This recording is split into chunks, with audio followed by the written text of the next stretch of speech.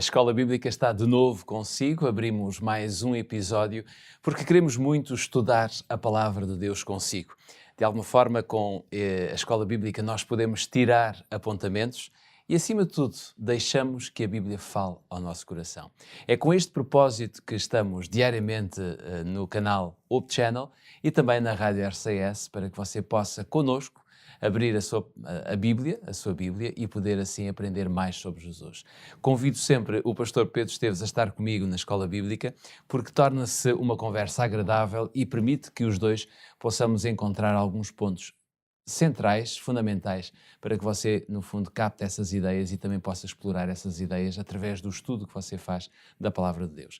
Pedro, estamos de novo na Escola Bíblica e a Escola Bíblica começa sempre com um sumário. Vamos a isso? Nosso sumário hoje diz-nos que a liberdade, porque vamos continuar a falar de liberdade, a liberdade que o crente pode experimentar, ela está totalmente alicerçada em Cristo. Ele é o pilar fundamental. E que esta liberdade, ela é rica e por isso atinge várias dimensões da experiência de fé. Quer dizer, Deus não nos libertou, através de Cristo, de uma só coisa, mas de muitas. Vamos tentar descobrir algumas. Vamos descobrir, sem dúvida, algumas dessas bênçãos sobre a liberdade, mas antes vamos abrir a nossa Bíblia para abrirmos em Gálatas capítulo 5, versículo 13, para fazermos esta introdução bíblica e assim podermos ter mais algum acompanhamento e termos mais profundidade nas nossas palavras. Se tiver a sua Bíblia à mão, pode abrir então em Gálatas capítulo 5, se não, siga através da leitura, através do nosso quadro que diz: porque vós, irmãos, fostes chamados à liberdade. Não useis então da liberdade para dar ocasião à carne. Pedro, estamos a olhar aqui para o capítulo 5 da Epístola aos Gálatas. Paulo refere-se várias vezes à ideia de liberdade. Contudo, para percebermos melhor esta questão, talvez seja, como dizias há pouco, necessário identificarmos do que é que Cristo nos libertou, afinal de contas. Sim, porque às vezes podemos usar palavras de uma maneira um pouco abstrata e fica demasiado teórico. Às vezes, quando as coisas são muito abrangentes, criam-se clichês por vezes, mas depois podemos ter dificuldade em identificar de que é que estamos a falar. O conceito de liberdade e de liberdade em Cristo é um conceito, de facto, muito importante para Paulo. Basta pensar que nas várias cartas de Paulo, ele refere-se 28 vezes à expressão de liberdade ou a algumas palavras que têm o mesmo radical, a mesma raiz que a palavra liberdade. Todo o resto do Novo Testamento só aparece 13, não é? Portanto, quer dizer que este conceito de estarmos livres é alguma coisa de importante para Paulo. Seria bom, se calhar, hoje vermos alguns exemplos através da própria Bíblia. Sem dúvida. Não é? Nós temos falado e usamos a Bíblia por isso. Podíamos ir por isso a várias cartas de Paulo, por exemplo, e encontrar então alguns exemplos de que é que afinal Cristo nos liberta. E vamos ver que são coisas distintas. Vamos começar aos Romanos. A carta aos Romanos, e vamos ler aí no capítulo 6. Temos aqui no nosso quadro, algumas pessoas poderão ler connosco, porque o pecado não terá domínio sobre vós, pois não estás debaixo da lei, mas debaixo da graça. E agora, nota, libertados do pecado, fostes feitos servos da justiça. Libertados do pecado. Portanto, se há uma coisa que Jesus nos garante, é a liberdade sobre o pecado. O pecado continua a ser uma realidade, que está presente na experiência humana, mas o peso de culpa que o pecado tem sobre nós estamos livres desse peso. E é Cristo que nos dá essa oportunidade. Claro que algumas pessoas continuam a deixar-se estar debaixo do peso do pecado, mas não têm razão para isso, porque Cristo libertou-nos desse peso. Ou seja, a tal escravidão que Paulo, no episódio passado, nós falávamos... Também referimos a essa escravatura. Não é? Alguns podem voltar a que esse peso do pecado os escravize. Continuando em Romanos, temos palavras muito conhecidas, tremendas palavras. Romanos 8, logo no primeiro versículo, diz-nos: nenhuma condenação há para os que estão em Cristo Jesus, porque estes não andam segundo a carne, mas segundo o Espírito. Logo, um segundo grande elemento. Isto significa que não pecamos? Isto significa que nós estamos fora da condenação. Porque mesmo que peque, usando o caminho que Cristo veio deixar, eu estou livre da condenação. Isto também não quer dizer que todas as pessoas estão livres da condenação. Porque esta condenação que é nenhuma, quer dizer que estamos totalmente livres dela, é para os que estão em Cristo Jesus. Mas esta condenação não nos livra ou não nos retira das consequências de alguns erros da nossa vida, não é? Evidente, de maneira nenhuma.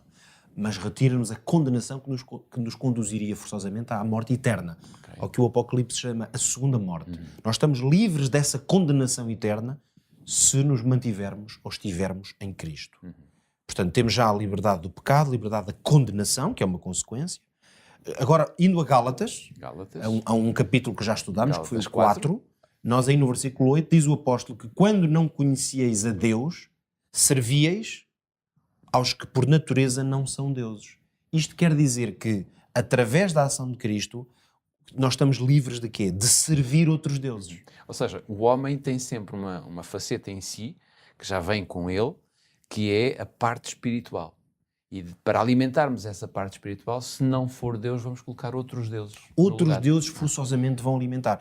Por isso é que a lei de Deus também diz, não terás outros deuses diante de mim. Exatamente isso. Mas o que distingue o verdadeiro Deus, ou seja, aquele que nos criou por amor e por vontade da relação, é que todos os outros, sejam ideias de deuses, sejam coisas na nossa vida que agem como deuses, eles têm uma característica. Escravizam,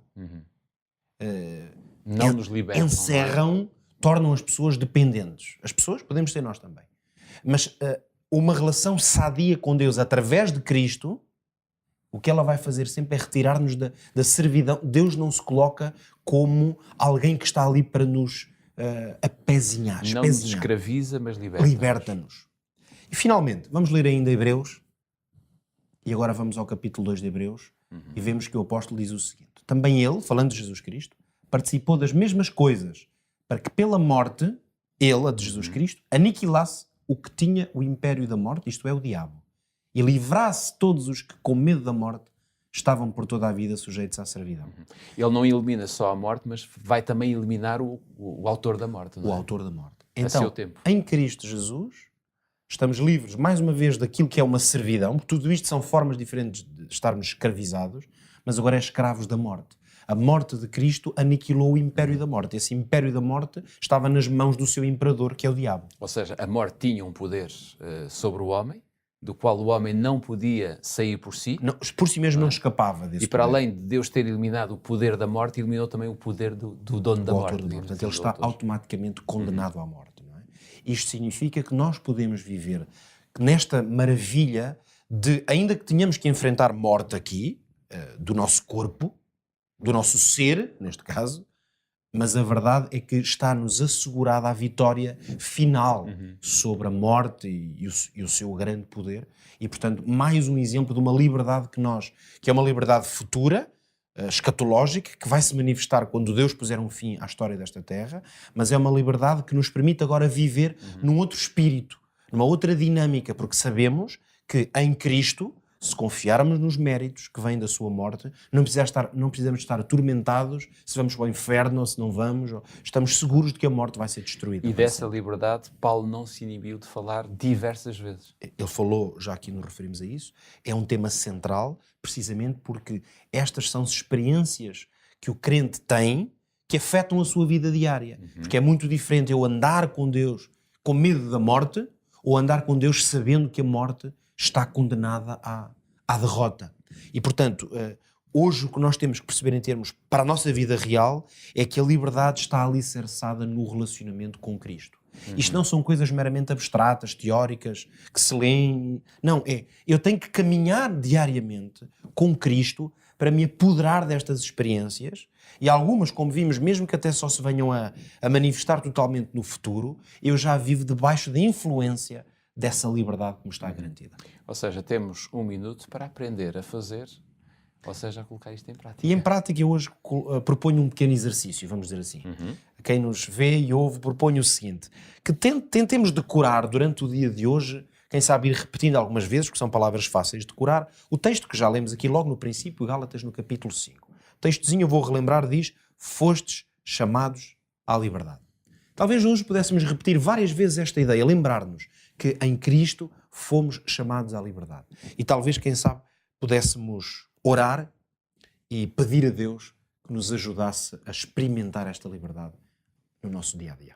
Fique com este desafio, memorize esta passagem e para que você saiba onde é que ela está escrita, digo-lhe que ela está em Gálatas, capítulo 5, versículo 13. Uma passagem curtinha ou pelo menos uma frase que pode fazer a diferença na sua vida. Nós queremos continuar a fazer a diferença também na programação do Hope Channel, da Rádio RCS e, enfim, da sua própria programação, daquilo que você vê e ouve. Por isso mesmo, fico com a certeza que estamos cá já no próximo episódio.